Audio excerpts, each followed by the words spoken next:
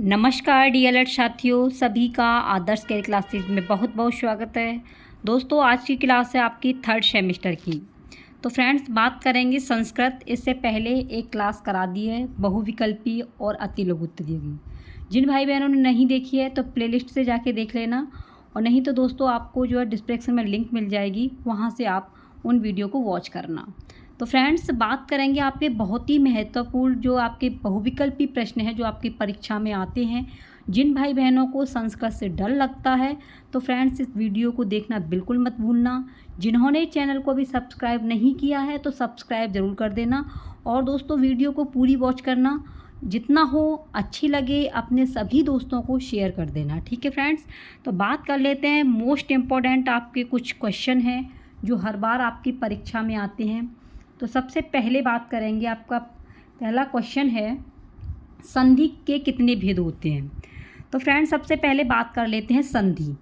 तो संधि होता क्या है, ठीक है। तो संधि कहते हैं दोस्तों दो वर्णों के मेल को। किसे कहते हैं? संधि। यहाँ पर देख लेते हैं संधि। संधि किसे कहते हैं?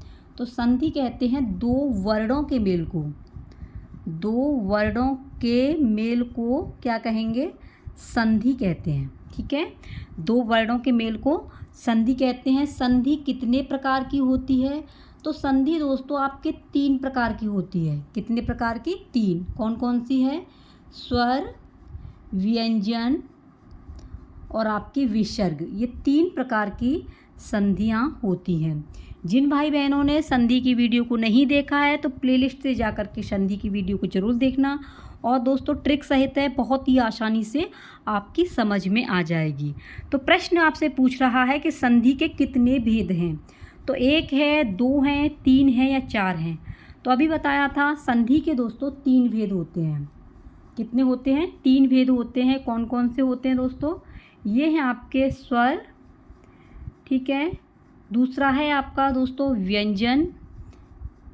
पहला है आपका, ये रहे स्वर, व्यंजन और आपका विसर्ग। ये तीन संधियाँ होती हैं, ठीक है। नेक्स्ट क्वेश्चन है आपका, इसका समझ में आ गया होगा। तीन। नेक्स्ट है पावक में संधि है। तो पावक में दोस्तों इसमें संधि गुण है, अयादि है या वृद्धि संधि है, यड़ संधि है।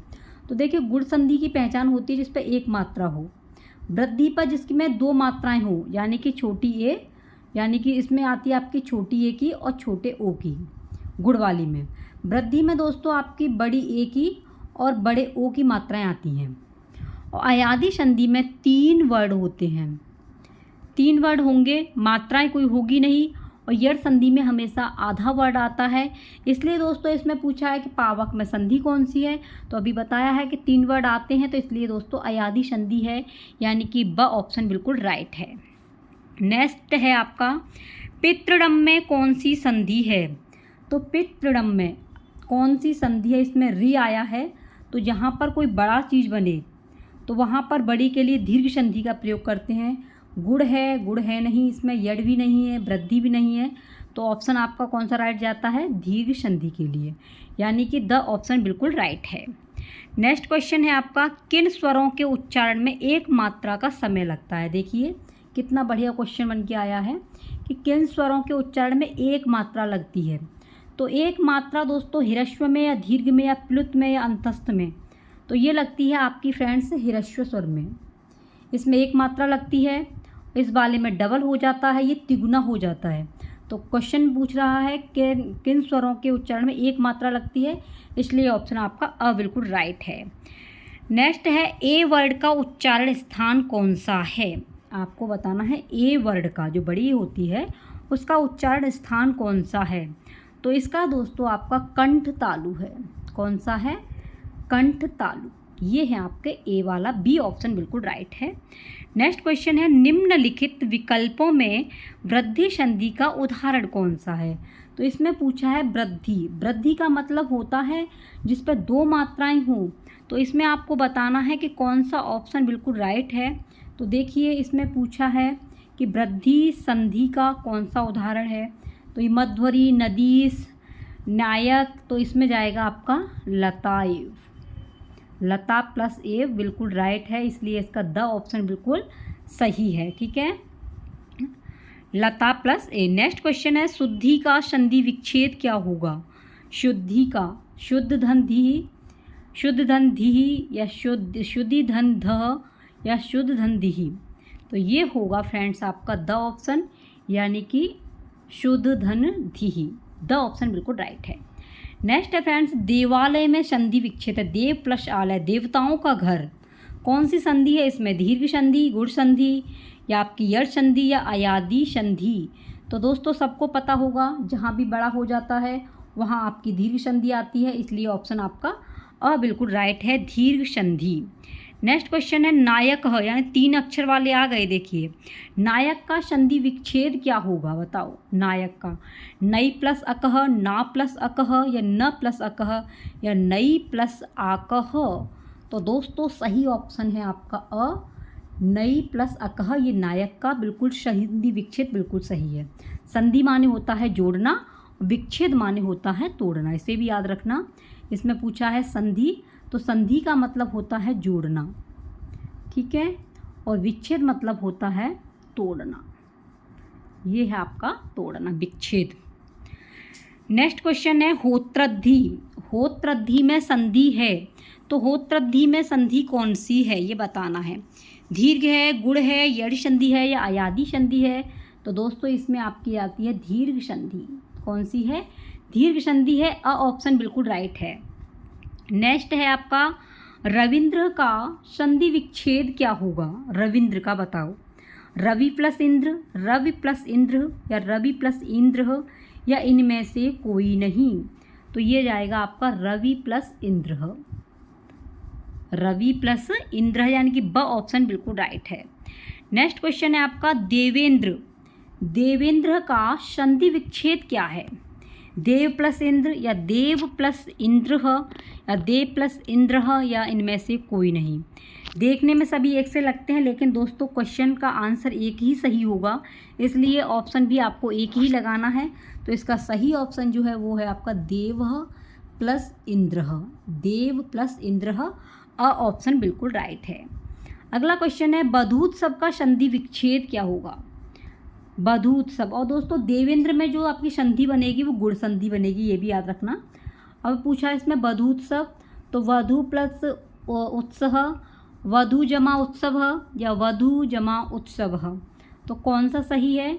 तो फ्रेंड्स इसका सही सबको दिखाई दे रहा होगा, वधु प्लस उत्सव, यानी कि स ऑप्शन बिल्कुल राइट है। नेक्स्ट क्वेश्चन है आपका तवलकार। तवलकार में संधि कौन सी है? अयादी, गुण, यड़, या ब्रंथि। तो कौन सी संधि जाएगी इसमें? तो ये है फ्रेंड्स आपकी तवलकार। तवलकार में आपकी गुण संधि जाएगी। ब ऑप्शन बिल्कुल राइट है। नेक्स्ट है फ्रेंड्स रमेश में संधि है। तो रमेश में संधि कौन सी है? एक मात्रा है, इसलिए दोस्तों ज़्यादा चर्चा करने की ज़रूरत ही नहीं है। एक मात्रा के लिए गुण संधि का यूज किया जाता है, तो ब ऑप्शन बिल्कुल सही है। नेक्स्ट क्वेश्चन है आपका महोत्सव में संधि है। महोत्सव में संधि कौन सी है? अयादी, गुण, या यड़, या वृद्धि संधि। तो कौन सी संधि है इसमें बताइए? महोत्सव। तो महोत्सव में दोस्तों छोटा ओ की एक ही मात्रा आई है, अभी मैंने आपको बताया भी था। तो ये है आपकी गुण संधि। जिन भाई बहनों की समझ में संधियाँ नहीं आए तो दोस्तों आप प्लेलिस्ट से जाकर के संधि डालना, वहाँ पर आपको ट्रिक सहित मिल जाएंगी, बहुत ही ईजी, आराम से आप सीख सकोगे। अगला है यद्यपि, पित्राज्ञा, इत्यादि, लाकृति में कौन सी संधि है? तो इन सभी में दोस्तों आधा वर्ड आया है, तो आप बता दीजिए। आधे वर्ड के लिए हमेशा दोस्तों बताया है कि यड़ संधि का प्रयोग होता है, इसलिए इसमें अ ऑप्शन बिल्कुल राइट है। नेक्स्ट है नायक। अभी बताया था पावक आया था, अब ये नायक आ गया है। तो संधि कौन सी जाएगी नायक में? अयादी, गुण, वृद्धि, या दीर्घ? बताइए फ्रेंड्स। तो ये है फ्रेंड्स आपकी अयादी संधि। कौन सी है? अयादी संधि। तो यानी कि अ ऑप्शन बिल्कुल राइट है। नायक हो, पावक हो, तो इन सभी में कौन सी संधि आएगी? अयादी। जहाँ भी आपको 3 वर्ड दिखें जिन पे मात्रा ही ना हो तो वो आपकी अयादी संधि होगी। नेक्स्ट है यद्यपि का संधि विच्छेद क्या होगा? यदि प्लस अपि, यद प्लस अपि, यदि प्लस अपि, या इनमें से कोई नहीं। तो कौन सा ऑप्शन जाएगा? तो ये है फ्रेंड्स आपका, पहले में ही सही लग रहा है, दूसरे में भी है, तीसरे में, लेकिन ये सही है तो इसे ही मान लेते हैं, यदि प्लस अपि। यदि प्लस अपि, यहाँ पर विसर्ग है इसलिए इसमें छुप नहीं पाया है, तो फर्स्ट ऑप्शन बिल्कुल राइट है। ठीक है, नेक्स्ट क्वेश्चन है तथैव। देखो 2 मात्राएं आ चुकी हैं, तो इसलिए फ्रेंड्स फटाफट से बताइए तथैव में संधि कौन सी है? वृद्धि, यड़, अयादि या गुड़। देखिए यड़ हो नहीं सकती है, अयादि भी नहीं होगी, गुड़ भी नहीं होगी, तो बची कौन सी आपकी?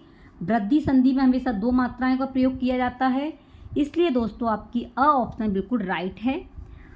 अगला है एको यड़ची का संधि का सूत्र है। एको यड़ची किस संधि का सूत्र है?